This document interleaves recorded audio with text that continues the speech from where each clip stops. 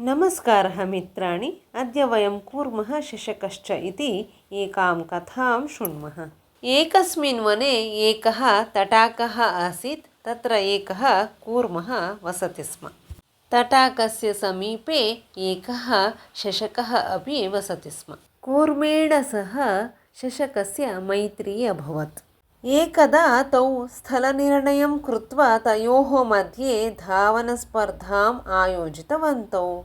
स्पर्धा प्रारम्भः अभवत्। शशकः शीघ्रमेव धावनं कृत्वा मार्गमध्ये एकस्य वृक्षस्य समीपं गत्वा पृष्ठभागे अपश्यत्।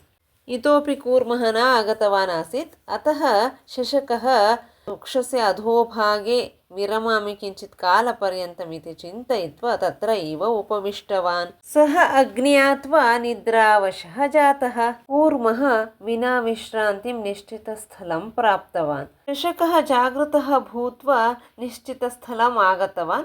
तस्मात् पूर्वमेव कूर्मः तत्र आगतवान् आसीत्। तदा शशकः जानाति वेगः अधिकः वा न्यूनः भवतु, यः सततं कार्यं करोति सः एव विजयं प्राप्नोति इति।